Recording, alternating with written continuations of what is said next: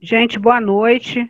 É com muita alegria que nós encontramos e recebemos vocês aqui em mais um encontro pelo projeto de saúde ambiental, parasitologia e bioética, em seu serviço de extensão à comunidade, ora à comunidade acadêmica, ora à comunidade em geral. Hoje é para a comunidade acadêmica. E com muita alegria, o professor Alexandre Pirro e eu recebemos a professora Solange Malfacini, que é uma pessoa muito querida ao nosso coração, assim como todos vocês que aqui estão. Nós temos uma dupla felicidade porque a gente estuda com amigos e a gente trabalha com amigos. Então, isso é um privilégio nos tempos de hoje, né? Então, faz com que numa sexta-feira, depois de uma semana de trabalho, as pessoas se encontrem, né? Mas vale a pena porque Solange tem sempre alguma coisa a acrescentar para a gente, não só na sua parte profissional, mas especialmente na sua parte humana, que é uma pessoa muito bonita e muito amada. Então, Solange, eu vou deixar para você, para que você se apresente, que você vai falar melhor, e que tenha uma ótima explanação na noite de hoje. Muito obrigada por você ter vindo. Boa noite a todos. Marcinha, muito obrigada pelas palavras carinhosas. Eu queria agradecer o convite. Obrigada, professor Alexandre. Obrigada a todos que estão aqui nessa sexta-noite. E eu espero realmente poder colaborar e poder acrescentar um pouquinho mais a esse grupo e a todos que vierem a assistir. Solange, por favor, chega mais perto para a gente poder ouvir melhor. Melhorou assim? Melhorou. Obrigada. Então, eu gostei muito de receber esse convite, porque é sempre bom a gente ter oportunidade de estar falando um pouquinho, né, sobre aquilo que a gente faz, aquilo que a gente gosta de fazer, principalmente para quem também tem interesse em estar ajudando a população, aliviando o sofrimento das pessoas. Então, a Marcinha pediu que me apresentasse. Eu sou médica de formação, sou mastologista, com especialização também em homeopatia e saúde pública, e por isso, hoje, o nosso tema é homeopatia nas afecções benignas da mama. Então, vou tentar passar um pouco da nossa experiência, né, com a utilização da homeopatia na mastologia, que é a minha especialidade, que eu atualmente faço já há muitos anos, exclusivamente quase, né? Faço ainda um pouco da ginecologia, mas a minha dedicação muito maior é a mastologia a nível privado, além da saúde pública, que é a grande paixão da nossa vida, né? E que a gente tenta trabalhar a nível acadêmico com a saúde coletiva, com a saúde pública. Eu posso iniciar, Cláudia? Posso? Pode.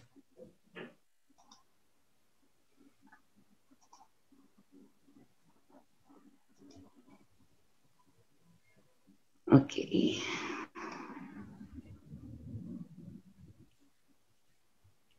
Tem aquele tempinho que ele leva, né? Acho que já foi, né? Foi para vocês? Foi. Sim. Foi. Então, quando a gente fala qualquer assunto dentro da mastologia, dentro das doenças da mama, a primeira coisa que a gente pensa é no câncer, né? Porque o câncer, de fato, é uma doença extremamente grave, que preocupa muito. Embora o câncer da mama, ele se diagnosticado precocemente, ele tenha grandes chances de cura. Toda mulher, quando percebe qualquer anormalidade na sua mama, ela obviamente fica tensa, ela fica assustada, e a primeira coisa que ela pensa é, será que eu estou com câncer? Então, eu trouxe para vocês essa estimativa de casos novos de câncer, que é uma estimativa do Instituto Nacional do Câncer, para o ano 2020, para a gente ter uma ideia, isso é nível de Brasil, de quantos novos casos de câncer de mama feminina são esperados para esse ano no Brasil. 66.280 casos. Então, a principal neoplasia maligna feminina, aqui a gente tem a maior incidência, disparado, né? Em segundo vem cólon e reto, mas a mama feminina de fato, o órgão mais afetado por câncer em mulheres no nosso país. Então, isso traz, assim, uma preocupação extremamente grande para as mulheres quando percebem qualquer anormalidade na sua mama. E não apenas é o de maior incidência, como também é o de maior mortalidade. Aqui é um gráfico também do INCA, esse gráfico está disponível no Atlas de Mortalidade por Câncer, onde estão representados os 5 principais tipos de câncer em termos de mortalidade. Então, a gente tem no azulzinho aqui em cima o câncer da mama, em todo o período de 98 até 2017, que é o período que estava disponível, disparado o de maior mortalidade. Em segundo lugar, brônquios e pulmões, seguindo colo do útero, cólon e pâncreas. Isso, Brasil. No site do INCA, quem tiver interesse pode buscar essas informações também por regiões e por estados e por capitais. Então, além de ser o mais incidente, é o de maior mortalidade. E para tentar reduzir a mortalidade do câncer, como eu já coloquei, né, quando ele é diagnosticado precocemente, as chances de excelentes resultados e até, em muitos casos, a cura, em outros o controle e uma sobrevida muito longa, é a detecção precoce, que é a grande, vamos dizer assim, o grande foco de nível de prevenção. E a Organização Mundial da Saúde, ela define duas estratégias de detecção precoce: o diagnóstico precoce e o screening, que é o rastreamento. Então, essas duas estratégias associadas que vão garantir a detecção precoce do câncer, com o tratamento oportuno, levando a maiores chances de cura, com menor mutilação, com menos morbidade para essas mulheres. Bom, e qual é a diferença entre o diagnóstico precoce e o rastreamento? Acho que é muito importante a gente começar lembrando isso, porque normalmente os alunos aprendem isso no primeiro período da faculdade, e depois eles esquecem. Diagnóstico precoce, conforme a definição da própria Organização Mundial da Saúde, é a aplicação de exames ou testes a pessoas com sinais e sintomas iniciais da doença. Então, a gente está falando de uma fase clínica inicial da doença, enquanto o rastreamento é a aplicação do teste ou exame a uma população assintomática. Então, aqui a gente está falando de um nível subclínico, de uma etapa subclínica da doença, onde a doença, embora exista, ela ainda não manifesta nenhuma sintomatologia. E quais são as diretrizes para a detecção precoce do câncer de mama no Brasil? De acordo com o Ministério da Saúde e INCA, a recomendação veio de esta última recomendação, que é a que está ainda vigente, de 2015, que veio de todo um trabalho exaustivo buscando evidências científicas de qualidade que amparassem a definição de método, periodicidade e população-alvo para o rastreamento. E a orientação é que o método para o rastreamento, ou seja, para se buscar o câncer da mama na população assintomática, seja a mamografia, com periodicidade bienal, numa população de mulheres entre 50 e 69 anos, por ser, de fato, a faixa etária onde não apenas a incidência é elevada, mas onde os benefícios superam os possíveis danos atribuídos ao rastreamento.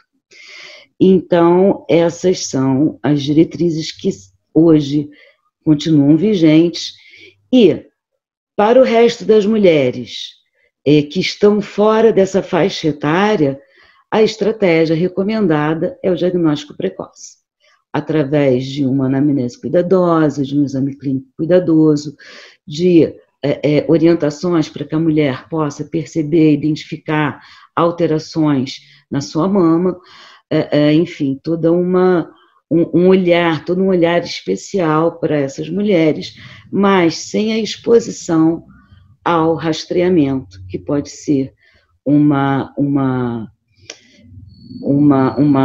estratégia excessiva, pode produzir mais danos do que benefícios quando aplicado fora dessa faixa etária e fora dessa periodicidade recomendada. Bom, e depois que a mulher faz a mamografia ela é classificada em seus resultados de acordo com o sistema BIRADS, que é um sistema que foi proposto pelo Colégio Americano de Radiologia e é utilizado no mundo inteiro como uma forma de padronizar o laudo de acordo com os achados de imagem. O BIRADS, não só para mamografia, mas também se aplica o BIRADS a outros exames de imagem em mama. E eu trouxe aqui, como a gente está falando de rastreamento, e o método para o rastreamento é a mamografia, eu trouxe a classificação BIRADS para a mamografia. E a conduta após o rastreamento do câncer, de acordo com o achado mamográfico. Esse é um documento que está disponível no site da Secretaria Municipal de Saúde do Rio, foi elaborado pela Gerência da Área Técnica do Câncer. Bom, então a mamografia ela pode ter essas possibilidades de resultado. Categoria 1, 2, 3, 4, dividido em 3 subcategorias, A, B e C, 5, 6 e 0. O que é a categoria 1? A categoria 1 é negativa, ou seja, a mama é normal, não tem nada. Qual é o risco de câncer para uma mulher que tem uma mamografia de rastreamento? BIRADS 1, excepcional, raramente, não tem como se estimar, porque assim, extremamente raro surgir um câncer. Pode acontecer da mulher ter uma mamografia normal e ela vir a ter um câncer entre um rastreamento e outro, por ser um câncer de intervalo. Um caso de exceção, onde, na verdade, são tipos específicos de câncer com velocidade de crescimento extremamente alta, né, crescimento rápido, e que esse câncer não se consegue detectar em rastreamento. Se detecta pelo diagnóstico precoce, pela observação frequente e identificação de anormalidades quando elas iniciam os primeiros sintomas. Bom, uma mamografia BIRADS 2 são achados benignos, onde também a ocorrência do câncer constitui uma excepcionalidade. Mamografia BIRADS 3 são achados chamados provavelmente benignos, ou seja, aquelas lesões que ainda elas têm todas as características de benignidade, porém, elas ainda precisam ser acompanhadas. A ocorrência do câncer numa mamografia de rastreamento BIRADS 3, após uma mamografia de BIRADS 3, a chance dessa lesão ser um câncer é menor que 2%. não justifica uma biópsia, por exemplo, pela raridade. Então, o que se faz é um acompanhamento durante 3 anos, semestral no primeiro ano e depois anual. Já a mamografia BIRADS 4 é uma mamografia que tem achados suspeitos de malignidade, onde a biópsia se impõe. Da mesma forma, a mamografia BIRADS 5, também uma mamografia com achados suspeitos de malignidade, onde a biópsia se impõe. Porém, o grau de suspeição, ele aumenta. Em 4A, BIRADS 4A, o grau de suspeição vai de 2% a 10%, é baixo ainda, mas já se impõe a biópsia. 4B, o grau de suspeição aqui, a chance de ocorrência de um câncer, de 11% a 50%. O 4C já se aproxima do 5, 51% a 95% de chance de câncer. Numa mamografia BIRADS 5, que é altamente suspeita, a chance de um câncer é maior que 95%. O BIRADS 6, ele se aplica àqueles casos em que a mulher já tem um diagnóstico comprovado de câncer e realiza mamografia para um exame pré-operatório, para uma avaliação de resposta à quimioterapia, enfim. Aqui 100% de chance de câncer, porque ela já tem um diagnóstico e a conduta é iniciar o tratamento. E uma mamografia BIRADS 0 é quando os achados são inconclusivos, ou seja, aquela imagem ela não é característica nem de benignidade, nem de malignidade, e ela precisa ser investigada por outros métodos, sejam incidências mamográficas adicionais ou um exame de ultrassonografia. Por que eu estou passando por isso aqui? Porque quando nós fazemos o rastreamento, nós enxergamos uma população de mulheres assintomática e o resultado desse rastreamento nós agrupamos, nós avaliamos de acordo com a categoria BIRADS. Então, quando nós olhamos para os resultados de rastreamento, nós estamos olhando para o que é mais frequente, o que é mais comum, né? Como que a gente pode atribuir, né, a prevalência, avaliar a prevalência de lesões benignas? Nós estimamos a ocorrência de casos novos de câncer, mas nós não estimamos a ocorrência de casos novos de lesão benigna, certo? Então, por isso, eu trouxe essa questão para a gente pensar. E aí vocês devem estar pensando, mas por que ela está falando tanto do câncer? É exatamente por isso, né? Num levantamento rápido, simplesmente, hoje eu fiz isso aqui, hoje eu entrei no Lilacs, que está aberto para todo mundo, domínio público, busquei as publicações entre 2010 e 2020, e o que eu encontrei aqui? Eu encontrei de câncer de mama nesse período 3.357 publicações, mas de doenças benignas da mama, apenas 24. Como afecção benigna da mama, ou afecções benignas da mama, apenas 5. Então, daqui a gente já vê que, obviamente, como o câncer é extremamente importante, a dedicação de quem estuda e de quem realmente se propõe a publicar, a produzir o conhecimento é muito maior para o câncer que para as lesões benignas. Lógico que isso aqui foi uma busca assim, extremamente rápida, só para a gente ter uma noção, mas vale a pena a gente olhar outras bases e ver o que está sendo de fato produzido em relação às doenças benignas em termos de produção de literatura. E aí, essa nossa preocupação, ela é muito antiga, né? Desde 2009, quando nós tivemos o primeiro simpósio sobre medicinas complementares em mastologia, onde nós tivemos a oportunidade de mostrar o que nós vamos mostrar aqui agora. Nós já olhávamos para alta prevalência de lesões benignas da mama e pouca informação sobre o que fazer. E no momento em que eu tenho uma orientação de conduta. Por exemplo, achados benignos, BIRADS 2, apenas mamografia de acordo com a faixa etária. Eu não tenho uma orientação, uma padronização de tratamento para essas mulheres. Obviamente, existem lesões benignas que são cirúrgicas. Aqui a gente está falando de lesão benigna subclínica, lesão benigna impalpável, achados de rastreamento. Só para a gente lembrar.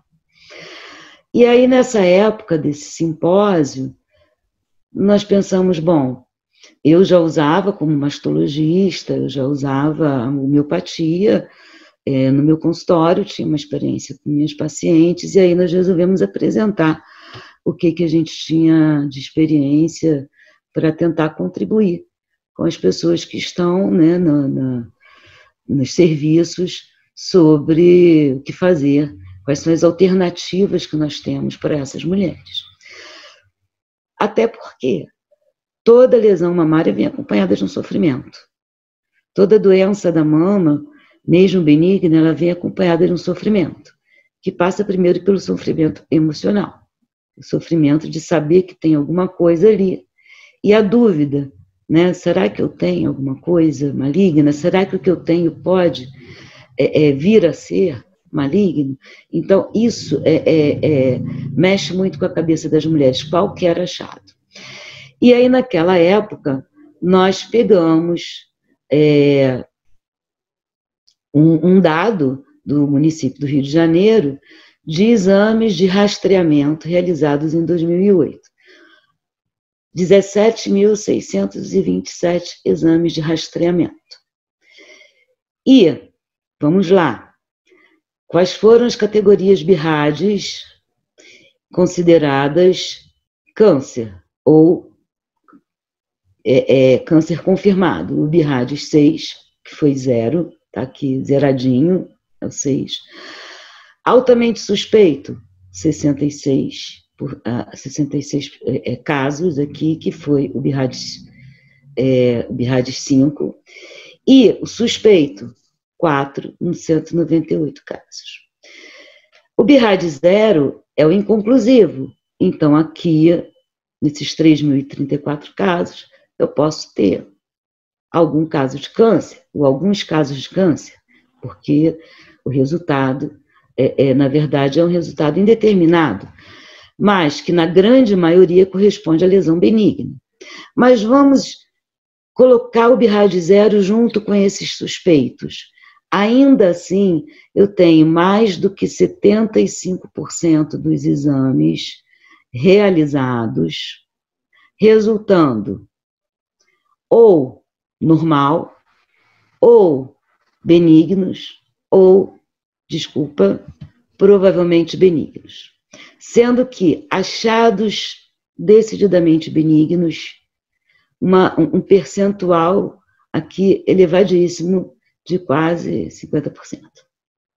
Então, se a gente tem uma dúvida com relação à prevalência de doenças benignas, eu acho que isso aqui mostra para a gente o quanto que alterações benignas da mama, sejam elas de que tipo for, representam um grande percentual dos achados mamográficos. Quando olhamos as mamografias alteradas, se tirarmos o normal e olharmos só para o que teve de alteração, nós vamos ver que foi, na verdade, mais de 50% das mamografias alteradas. Ok? Bom, então, quando a gente fala das afecções benignas da mama, a gente tem que ter um olhar muito cuidadoso, né, de excluir aquelas lesões que podem ser malignas e ter certeza de que a gente está realmente falando de lesão benigna. Então, a gente, para fazer a abordagem dessas afecções benignas, a gente tem que ter uma anamnese muito cuidadosa, um exame clínico muito cuidadoso, uma análise dos exames de imagem de qualidade, né? E respeitar as indicações cirúrgicas.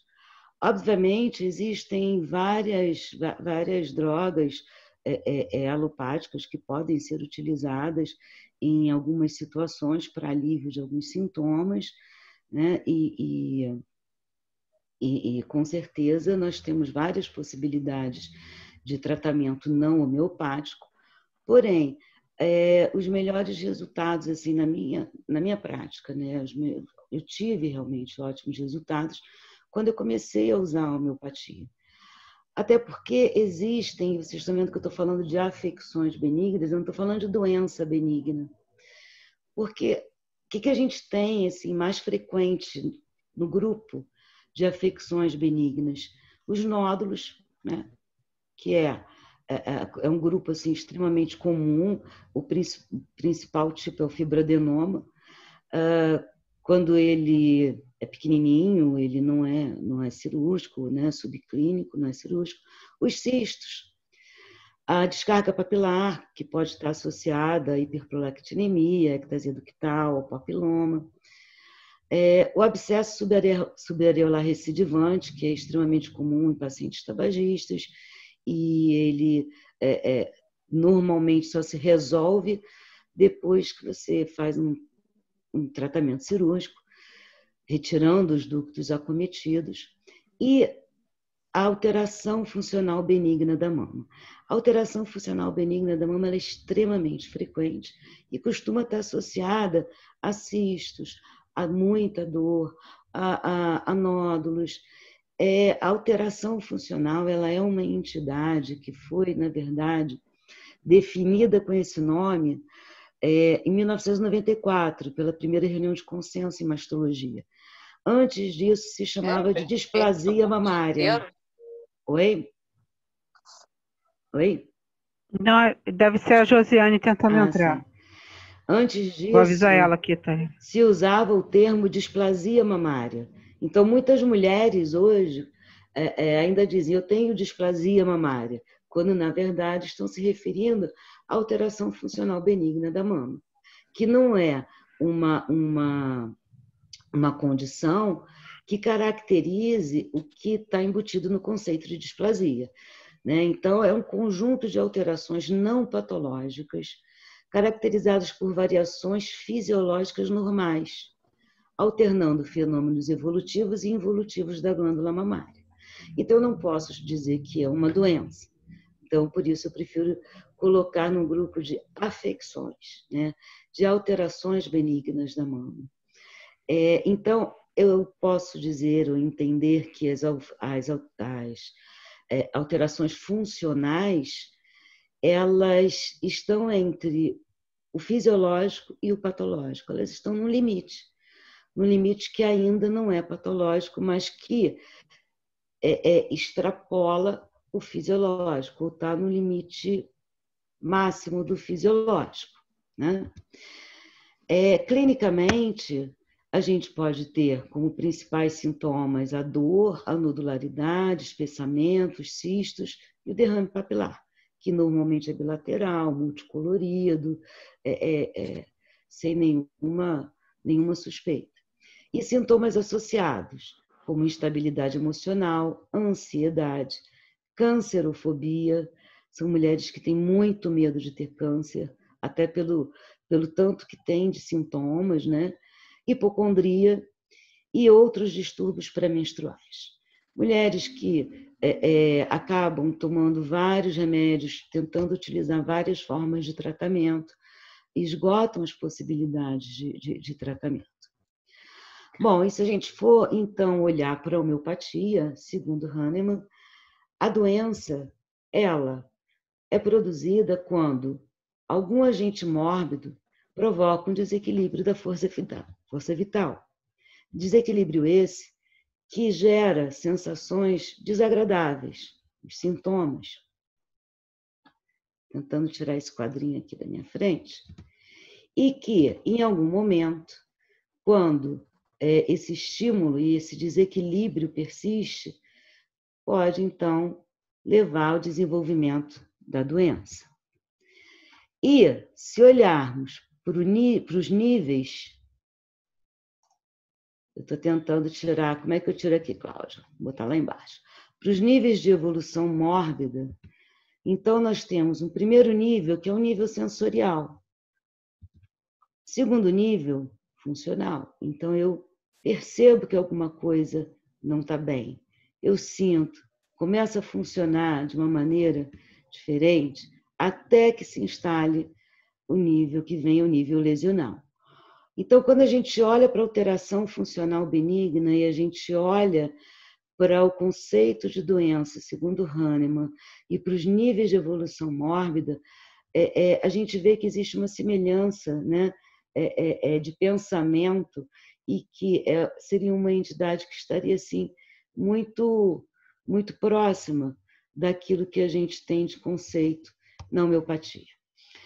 Então, se a gente for pensar com relação à fisiopatologia e os miasmas, né, sempre que existe uma sobrecarga, essa sobrecarga ela tende a ser eliminada através de homunctórios naturais. Então, essa eliminação ela pode ser, dependendo, né, de algumas circunstâncias, pode ser através de uma hiperfunção, quando a gente tem o predomínio da psora, quando a gente tem uma constituição psicótica, então, quando a gente desenvolve a psicose, pode se dar a eliminação por uma perversão da função, e quando a gente já tem uma evolução do miasma e a instalação do miasma luteínico, ou seja, o luetismo, que é o sifilinismo, a gente já tem, então, a destruição. Então, a eliminação ela pode, né, seguir esse caminho. E quais seriam, então, esses emunctórios naturais onde essa eliminação poderia provocar esses transtornos, esses efeitos, né? Os emunctórios naturais principais são o aparelho digestivo, rins, pele e pulmões, e os emunctórios normais secundários, fígado, vias biliares, glândulas salivares, útero, glândulas lacrimais e glândulas mamárias. Então, as glândulas mamárias, elas são importantes emunctórios normais, secundários, que, portanto, podem estar sujeitos, né, a essas alterações. Bom, e aí, seguindo os princípios fundamentais da homeopatia, né, da lei dos semelhantes, doses mínimas, remédio único e experimentação numa menção, acho que esses conceitos são conceitos já conhecidos de todos, né? Mas só para a gente lembrar rapidamente, né, o grau de semelhança entre a patogenesia daquele medicamento e os sintomas apresentados, ou seja, aquele medicamento que é capaz, aquela substância que é capaz de provocar numa menção insensível sintomas que podem ser tratados por aquela mesma substância, e preferencialmente em doses mínimas. Doses mínimas são doses diluídas e doses que são dinamizadas.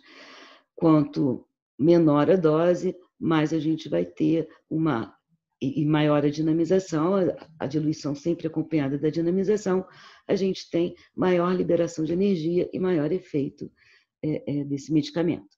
E o remédio único, sempre que possível, né? Muitas vezes a gente não consegue utilizar um remédio único. Então, desses princípios fundamentais, vem o conceito do simílimo. O que seria o simílimo?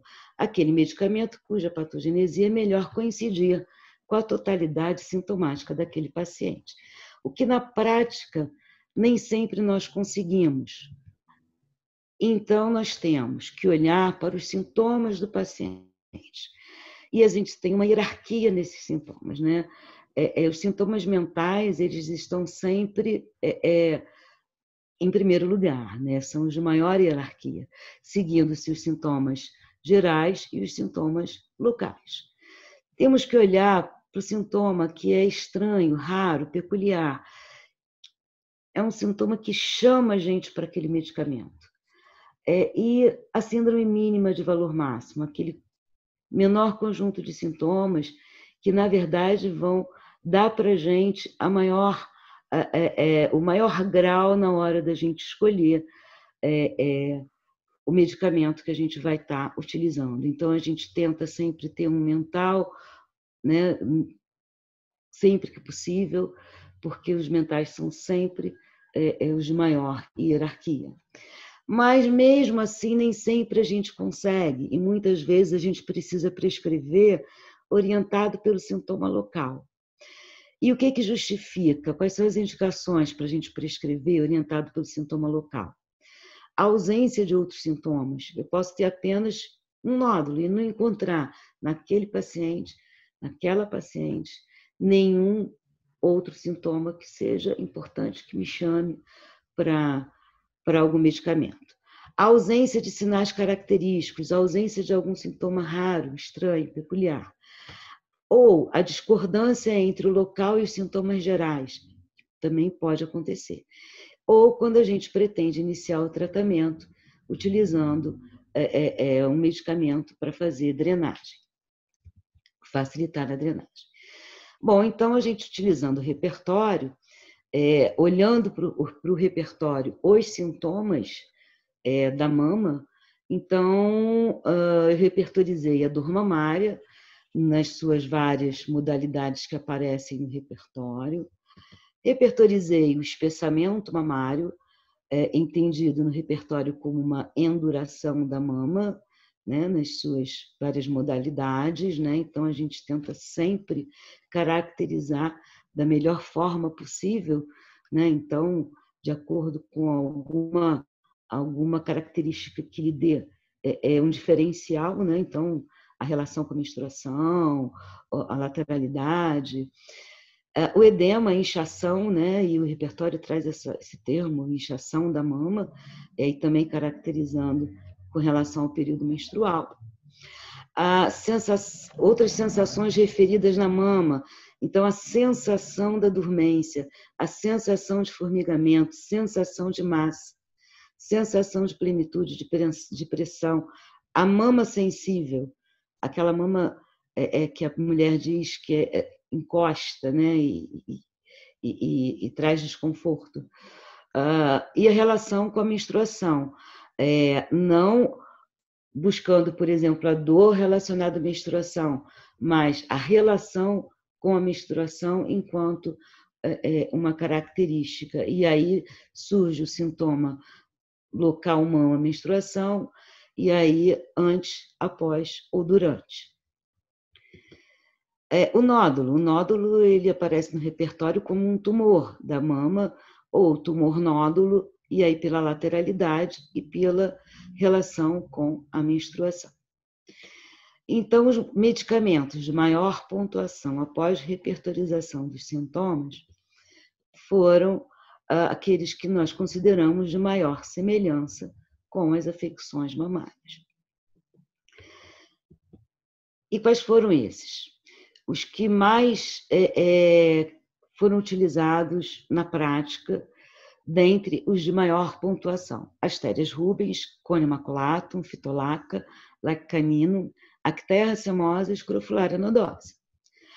A Asterias rubens, eu acho linda essa foto, é a estrela vermelha do mar. É um medicamento psicótico e que, caracterizado por dores agudas perfurantes até o omoplata. Então, a mulher diz que ela tem aquela dor na mama que penetra e vai até as costas, e vai até a omoplata, e irradia para o membro superior até o dedo mínimo, com parestesia. Então, isso aqui, eu grifei, porque isso aqui é extremamente importante. E elas referem exatamente assim, a dor vai para as costas. E outros sintomas, as mamas inchadas, a lateralidade esquerda, a face vermelha, espinhas no nariz, principalmente as espinhas na adolescência, transtornos menstruais, as fezes como azeitonas, paciente de astérias anda sem firmeza, piora com café, enfim, mas isso aqui foi um relato muito frequente na minha prática. Cônio maculatum, né, que é a cicuta pequena, já é um medicamento psórico. E a cicuta, só lembrar, né, do veneno, né, que causa paralisia ascendente. Então, o cônio ele tem essa característica, né, de ter uma fraqueza, né, uma fraqueza ascendente. E nas mamas, a hipertrofia e endurecimento das glândulas. Uma dor mamária como picadas, como se tivesse alguma coisa picando. Também relacionada à dor e tumores, tumorações que surgem após trauma. E cônio está relacionado à sexualidade suprimida, à supressão do desejo sexual, podendo ter história de histeria ou hipocondria após a supressão do desejo ou apenas a sexualidade suprimida.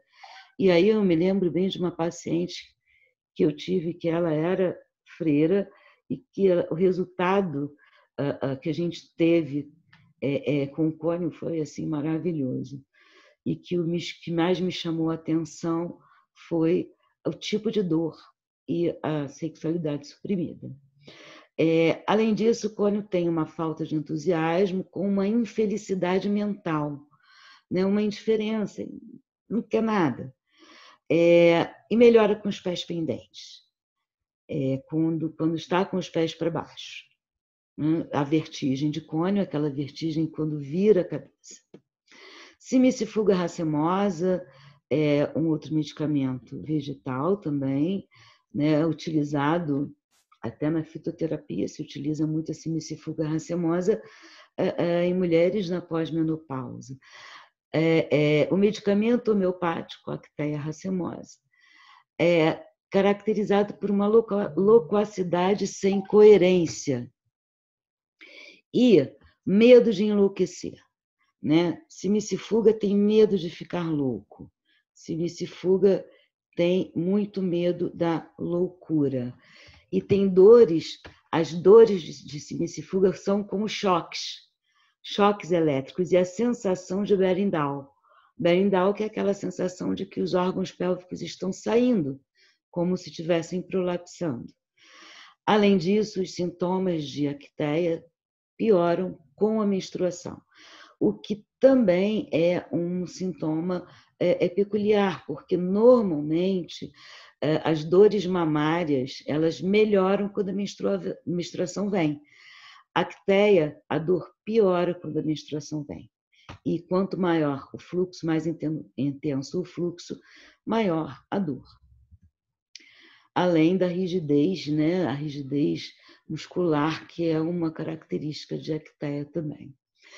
A fitolaca decandra também é um medicamento vegetal que tem uma característica de dor também relacionada à menstruação, mas com uma enduração. E qualquer tribulação, qualquer aborrecimento produz uma dor violenta na mama. Fitolaca não aguenta tirar o sutiã. Ela não suporta o peso das mamas. Então, aquela mulher que diz, eu tenho que dormir de sutiã. Quando eu tiro o sutiã, a mama dói muito mais. Fitolaca está relacionado também com as alterações da lactação, né? O leite escasso, a mastite puerperal, a dor ao amamentar. E a dor de fitolaca é uma dor do tipo cambróide, uma dor desgarrante. Fitolaca tem um sintoma peculiar também, que não pode tocar o solo. A tocar no chão lhe provoca dores intensas nas pernas. E a característica da língua, amarela seca, cobertura amarela e seca lá na parte posterior. Lacanino foi um outro medicamento também bastante utilizado. Lacanino tem uma hiperestesia geral na pele. É aquela paciente que não deixa examinar, que a gente não pode tocar. Tocou de leve na mama, quanto mais suave o toque, mais ela sente. Então, ela tem uma hipersensibilidade com uma hiperestesia. E, curiosamente, quando a pressão é forte, ela não sente a dor. Então, assim, ou a dor melhora com essa pressão forte. Ela não tolera o toque leve, mas ela tolera a pressão forte. Então, as glândulas de lacto canino são inchadas, com secreção de leite. Então, lacto canino, assim como fitolaca, também foram bem utilizados em pacientes com galactorreia, desde que houvesse semelhança, obviamente, de outros sintomas, né? Lacto canino, imagina sintomas, pensa que está incurável, que tem uma enfermidade incurável, por uma falta de consciência da realidade. Não é pelo medo, é pela falta de consciência da realidade. Ele aparenta estar bem, mas tem uma tristeza acompanhada de uma irritabilidade muito grande. E um sintoma peculiar, que é a sensação de flutuar quando caminha. Quando deita, pensa que não está tocando a cama, tem a sensação de estar como que se estivesse levitando, flutuando. Bom, escrofulária nodosa, né? Desculpa, eu acho essa planta também muito bonita. Escrofulária nodosa tem uma afinidade muito grande pela glândula mamária. E o medicamento que eu usei em muitos casos de nódulos mamários com bons resultados, muito bons resultados. Escrofulária, ela tem um sintoma que é a vertigem no alto da cabeça, que piora quando está de pé. Não é o movimento do levantar, é o estar de pé. Né? Tem uma sonolência matinal e após as refeições, e prurido. Prurido que é pior no dorso das mãos, mas também prurido nas mamas. Também vi pacientes que tratei com escrofulária que referiram prurido nas mamas. Além disso, uma visão de pontos em frente aos olhos, como se fossem escotomas, mas que não estão associados a nenhuma causa definida. Todos esses medicamentos, por a gente estar tratando no nível, né, de sintomas locais, sempre usei em potências baixas. Escrofulária nodosa é um medicamento que eu usei muitas vezes com potências crescentes. Então, eu comecei com 5, fui para 12, fui para 15 e cheguei até 30 quando o grau de semelhança era grande e com ótimos resultados. Então, assim, de que forma que a gente vai utilizar esses medicamentos? Obviamente, a gente tem que individualizar, né? Quanto mais individualização a gente conseguir, melhor. Mas eu sou muito grata e muito grata a Marcinha, que sempre me incentivou, né, a estudar a homeopatia, a utilizar a homeopatia, e muito grata à homeopatia pelos resultados que a gente conseguiu ter. Eu espero que a gente ainda tenha um tempinho. Obrigada a todos pela atenção.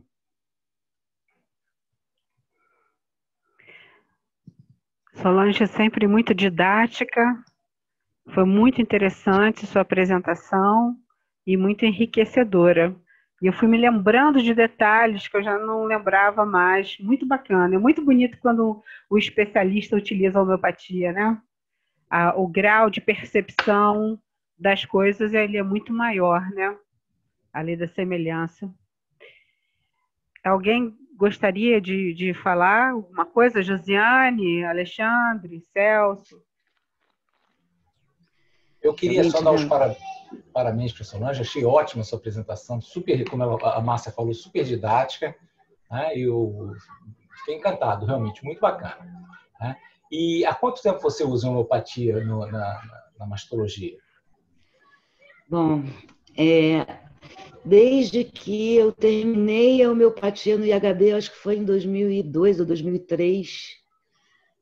Eu não me lembro exatamente, porque o tempo passa rápido, né?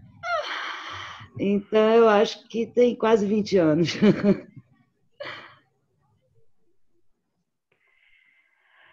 E ela entrou exatamente num território onde as pessoas até ficavam sintomáticas e não tinham o que fazer, né? Sim. Porque mesmo a vitamina E, que muitas vezes a pessoa se sente melhor, mas ela não tira o sintoma mental, né, Solange? Sim, ela alivia o sintoma físico por um tempo, mas ela não vai mexer com o sintoma mental, enquanto a homeopatia exerce esse efeito, né? Então, a gente vê muito mulheres que já usaram 5 tipos diferentes de medicamentos e que não melhora por um tempo, daqui a pouco ela volta a ter sintoma e usa outro, e usa outro, e usa outro. E com homeopatia, não. Eu já tive também experiência com homeopatia de usar remédio único, de ter uma resposta assim, fantástica, utilizando quando a gente consegue encontrar realmente o remédio de fundo daquela paciente, é fantástico.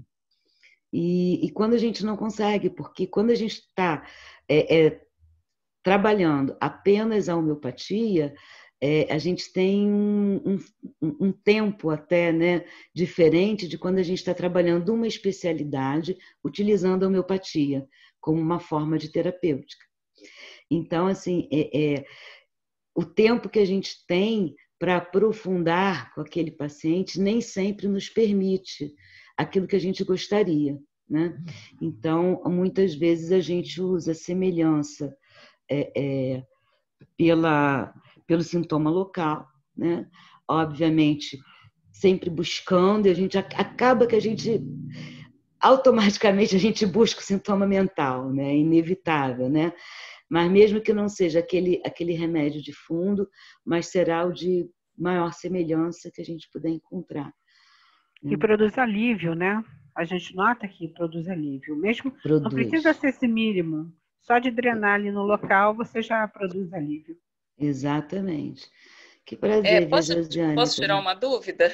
Sim. Eu queria saber, assim, você entra com medicamento homeopático para todos os casos que não tem definição histológica, para qualquer tipo de... Por exemplo, BIRDS 2, às vezes o paciente tem uma transição de mama, né, principalmente na época da menopausa, e você vê aquela transição, então você acompanha de perto, mas é até comum, nem sempre evolui. Você já trata o paciente nesse nível ou você espera a formação cística sem confirmação que é maligna ou não, independente dessa confirmação, ou você atua em todos os casos?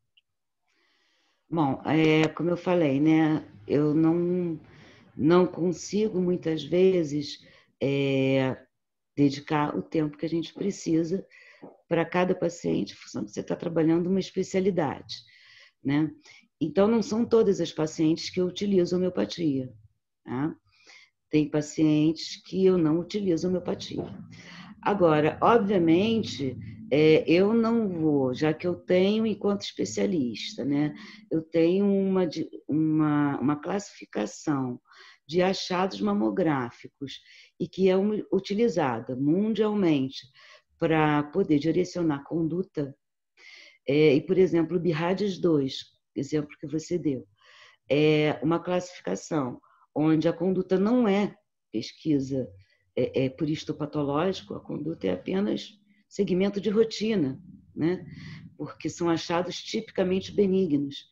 Essa mulher é uma mulher candidata à homeopatia, né?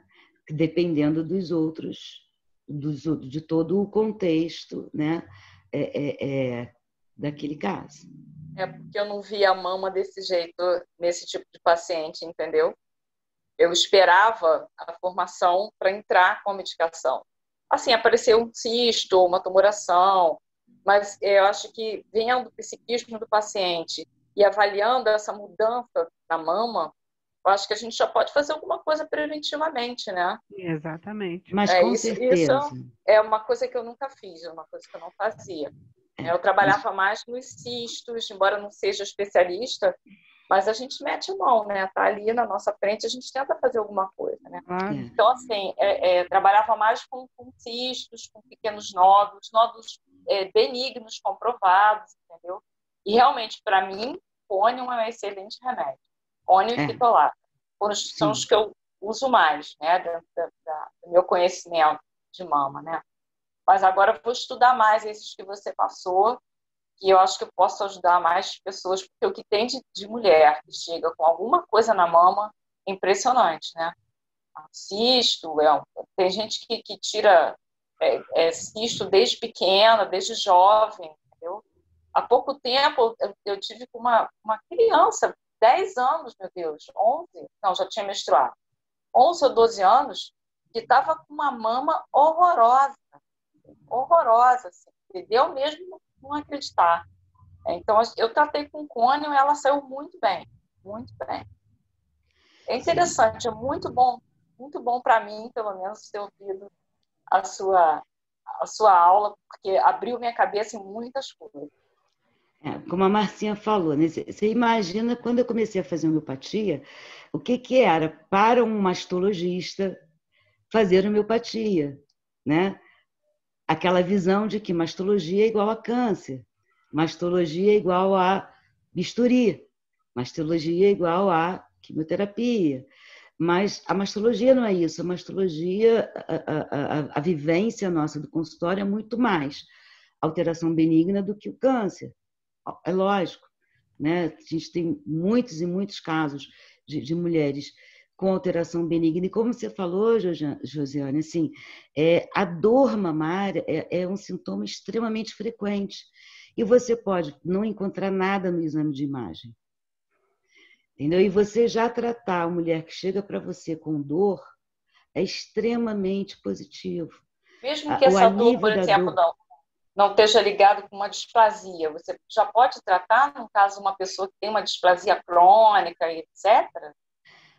Então, como eu coloquei no início da aula, né?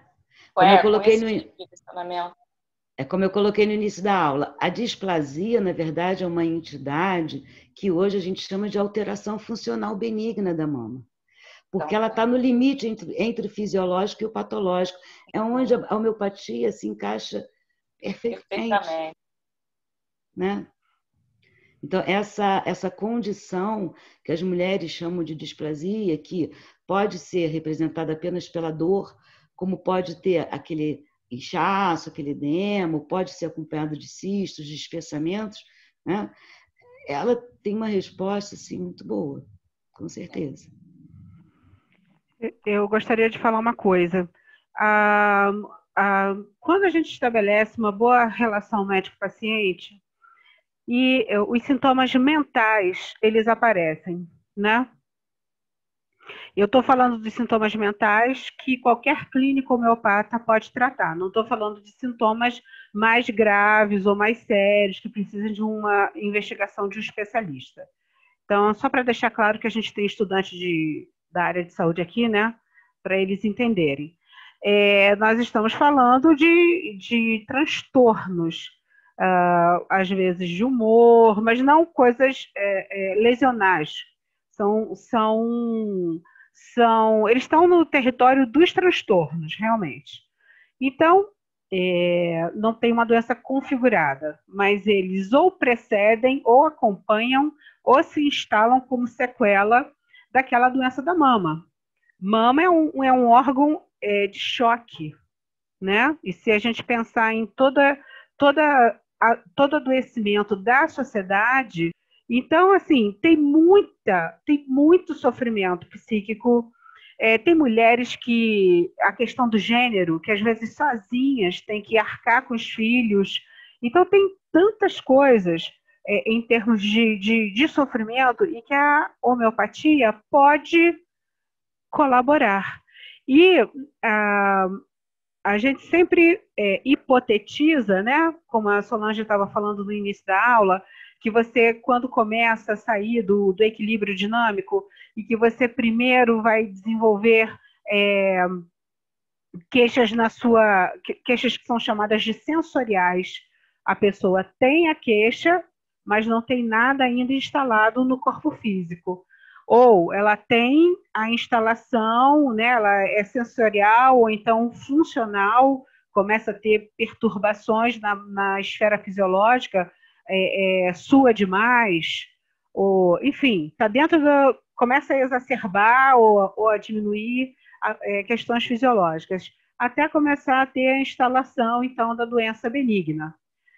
Tudo isso coincide e que dá para estabelecer até um estudo aqui, pensando na presença dos pesquisadores aqui conosco, um estudo onde dá para você fazer uma observação da interferência da homeopatia num sentido preventivo, né, Solange? Onde você... porque aqui, o que é bacana na Solange, porque ela traduz o que nós fazemos, né? A gente está sempre com uma conduta ética. A gente está sempre com uma conduta ética. Então, desculpa interromper, professora, mas a gente tem 1 minuto só. Tá. Nessa conduta ética, a gente tem esses critérios que a Solange trouxe, semiológicos, né? O uso do repertório, que é o livro de semiologia homeopática, a anamnese, o exame físico e os exames. E a compreensão, porque nós somos médicos. Então, a gente vai pegar tudo que a gente sabe da medicina alopática e vai unir com a homeopática. Então, assim, o que está sendo mostrado aqui é que o médico homeopata, ele é ético. Então, dessa forma, por causa da lei da semelhança, por exemplo, nós nunca fizemos a veloz para um paciente com afecção benigna de mama. Entendeu? Na época que se podia, né? Tá. Nós vamos para Então, a gente agrega todos os nossos estudos e conhecimentos, e no caso que a gente está estudando aqui, para pacientes que têm poucas opções e muitas vezes muitas queixas, né, Solange? Sim, eu acho que é muito importante a gente entender o seguinte. Primeiro, a gente tem que individualizar. A gente tem que saber aonde que a gente vai poder utilizar a homeopatia, o paciente que realmente vai se beneficiar com o uso da homeopatia, aquele paciente que tem que operar, que tem que ir para a sala, não tem jeito. Tem aquele caso que tem que ser operado. E você pode usar a homeopatia para te ajudar no pré-operatório, no pós-operatório, mas o tratamento daquela condição dele é um tratamento cirúrgico e não vai fugir disso. Então, assim, é preciso ter o conhecimento realmente, né? Não achar que, então toda mulher que tiver um nódulo na mama, eu vou tratar com homeopatia. Não, não é isso. E daí a importância da gente juntar as duas coisas. Você tem uma especialidade, você trabalha, conhece aquela área do conhecimento, ela está dentro do seu foco de estudo, mas você tem uma forma de tratar, e a homeopatia te oferece isso, né, uma forma de tratar o paciente que vai enriquecer aquele trabalho que você faz na sua especialidade, né? Quando eu decidi fazer homeopatia, na verdade, eu tinha uma preocupação muito grande com os pacientes que tinham câncer e que eram pacientes sem possibilidade de cura. Aqueles pacientes que, na época, diziam que eram fora de possibilidades terapêuticas. Na verdade, eles eram fora de possibilidade de cura, mas uma forma de tratá-los tinha para melhorar as suas condições de vida, para lhe dar bem-estar, para lhe aliviar numa série de questões. Esse foi o motivo principal de eu buscar a homeopatia, né? Eu buscar conhecimento para ajudar esses pacientes. Posteriormente, eu percebi, enquanto mastologista, o quanto que as mulheres sofrem por questões benignas, né? Pelo medo do câncer, né? Por achar que tem o câncer, por, enfim, mil questões, a própria dor. E muitas vezes a dor ela não é física, ela é uma dor apenas emocional. Mas a homeopatia ela nos dá essa possibilidade. Então, eu acho que é isso que a gente tem que entender, que não tem receita de bolo, não. O que a gente tem é uma forma de tratar que certamente contribui muito, principalmente naquele limite que a gente está, né? Onde a alopatia tem um limite, onde o conhecimento da tua especialidade tem um limite, você precisa complementar. E você precisa trazer, e quando você traz, aí você consegue realmente dar uma plenitude maior ao que você está fazendo. Eu acho que é mais ou menos isso. E sempre de uma forma ética, e sempre olhando para os princípios fundamentais, né? A gente não pode esquecer dos princípios fundamentais nunca.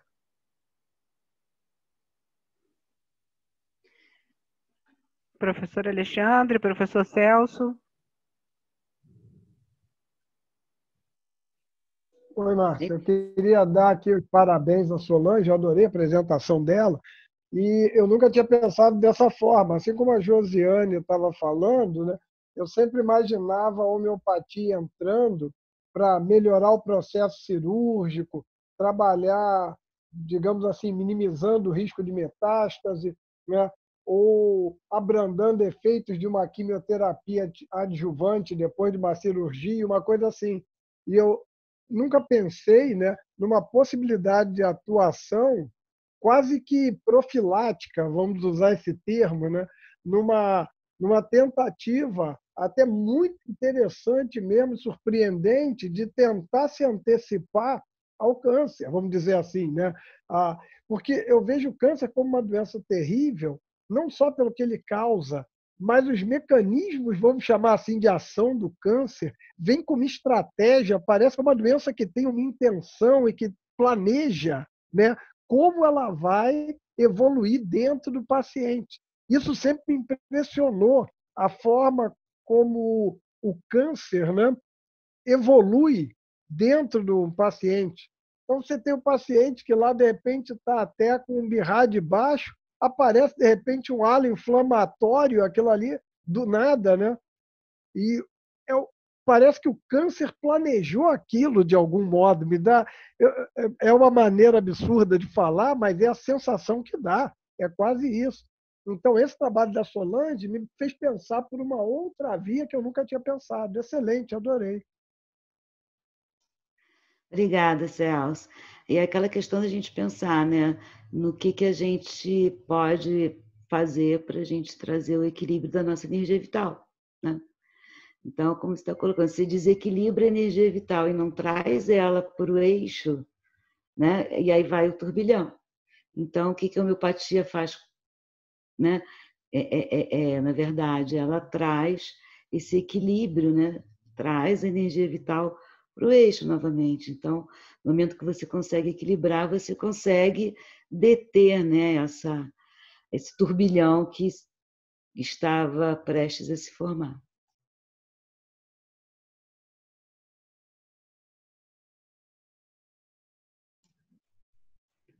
Alexandre. Se alguém tiver mais alguma... Não, eu fiquei até com uma curiosidade, mas uma curiosidade meio pontual demais, talvez. Mas que eu achei interessante, que eu não sabia, da associação do tabagismo com o abscesso subareolar recidivante. Tem alguma justificativa, assim? Sim, sim. O tabaco, né, ele provoca alterações, uma lesão no ducto mamário, no ducto principal. O ducto principal, né, que vai sair na papila. Então, essa alteração, ela provoca uma dilatação e provoca um processo inflamatório que ele começa de uma forma não bacteriana, né? Então, ele começa por aquela reação mesmo daquelas substâncias provocando aquela lesão no ducto.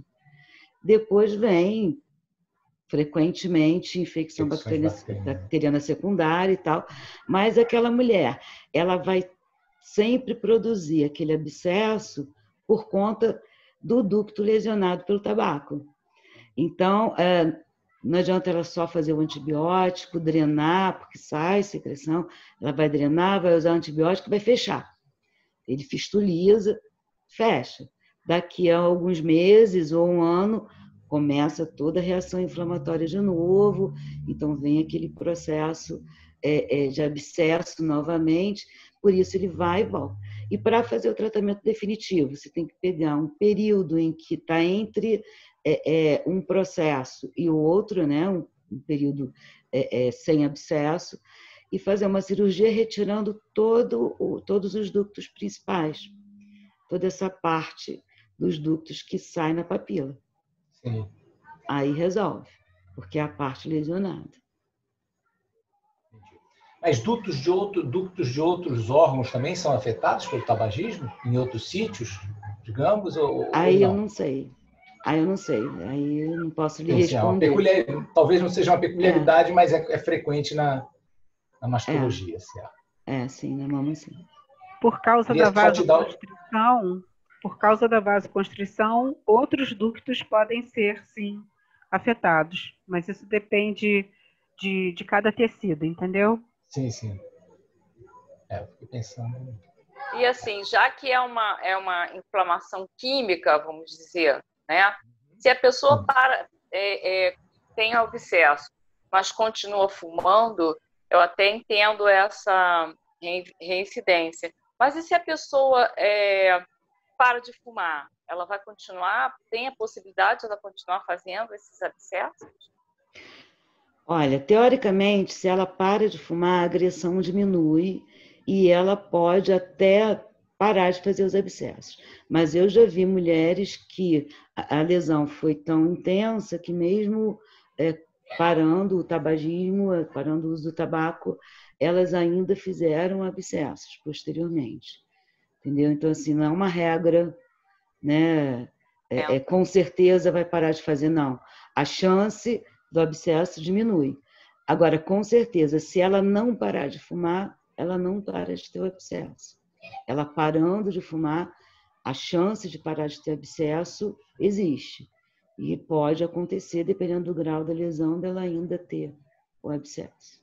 Tem algum trabalho de acompanhamento que isso pode levar a uma neoplasia ou não? Isso é peculiar? Não, é benigno. Não tem relação, é benigno. Não, nenhuma. Uhum. Você já pegou homens? Homens? Com tumor de mama? Com tumor de mama? Já. Eles fazem direto tumor de mama ou existe afecção benigna também em homem? Olha, no homem, assim, a doença da mama masculina, ela é muito menos comum do que na mulher.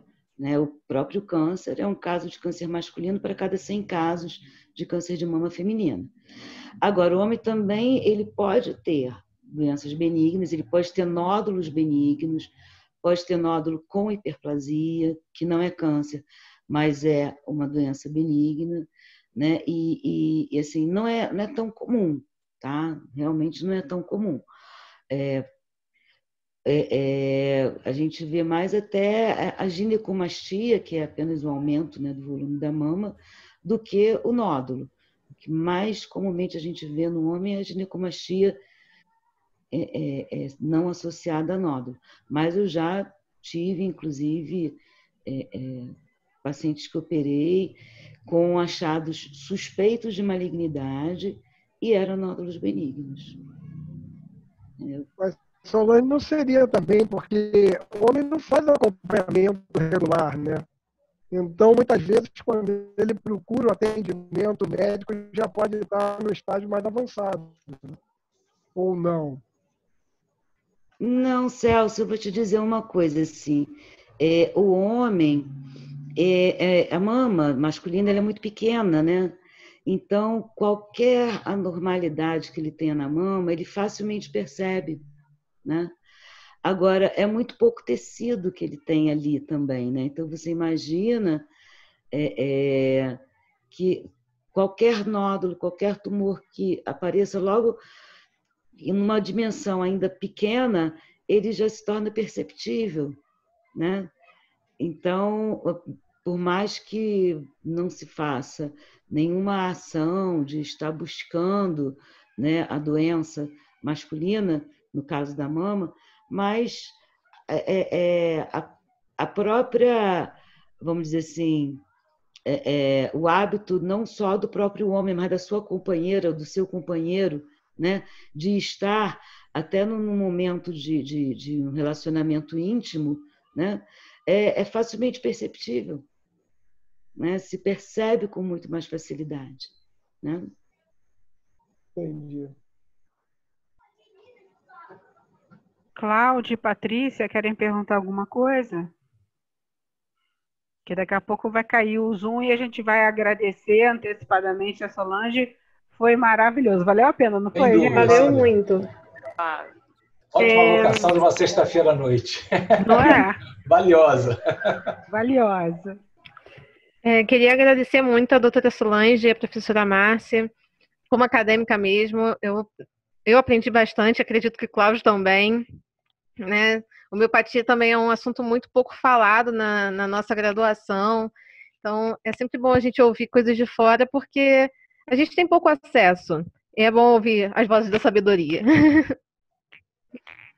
Licença. Muito obrigada. Eu queria agradecer a vocês, porque assim, é muito bom quando a gente consegue, de fato, trazer algo que é interessante, que acrescenta, e quando a gente consegue se envolver, porque eu peço até desculpas, eu me empolguei, eu acho que eu extrapolei o tempo que a gente tinha combinado, mas foi muito agradável, me deu muito prazer estar aqui com vocês, eu fiquei muito feliz, e mais feliz ainda de vocês também terem curtido esse momento e ter acrescentado alguma coisa. Muito obrigada. Olha só que bacana. Olha que bacana, Solange. Nosso amigo Irã, nosso colega de turma. Jura? Homeopata, que está lá em Manaus. Chegou atrasado, mas está chegando. Chegou no apagar das luzes. Legal, legal. Eu nem sei se ele está ouvindo a gente. Muito bom. Lembra do Irã? Do Josiane, que teve com a gente? O Alexandre. O Irã, ele era homeopata, mas infectologista.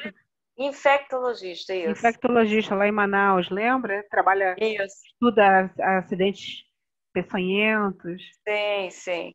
Conheço ele de nome, pessoalmente não. Também também deve ser muito interessante ele falar um dia pra gente, né, o uso da homeopatia na infectologia. Nesse momento, né, também de Covid, deve ter muito para falar pra gente aí, né? O Irã tem um trabalho muito fantástico. Ele tem um trabalho muito bom com animais peçonhentos. Eu gostei muito daquela vez que a gente conversou, não foi?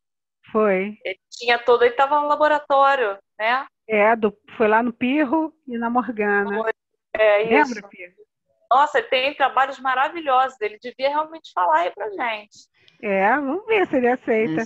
Se ele topar uma noitada dessas, né? Não precisa ele tá meio silencioso. Acho que ele está só ouvindo. Não quer se comprometer. Passar aqui uma vez. Pra gente saber se a gente encerra ou não, porque o Irã tá entrando, ele não fala nada, a gente encerra, é a maior grosseria.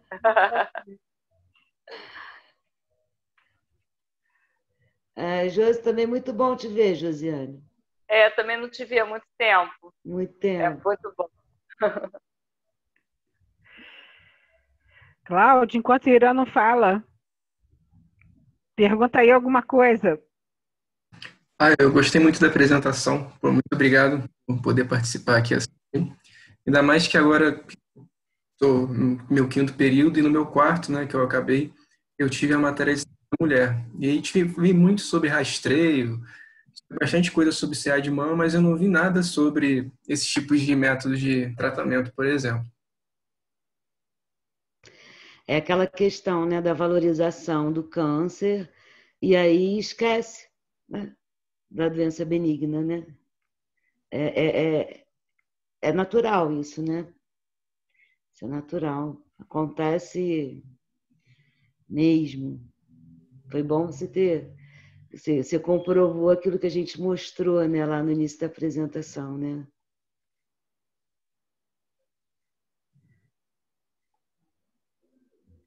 Olha, eu acho que o Irã não conseguiu se conectar, não. Estou falando com ele aqui pelo Zap. Patrícia, o que você está comendo, Patrícia? Ela, às vezes, quando pega um chocolate, balinha.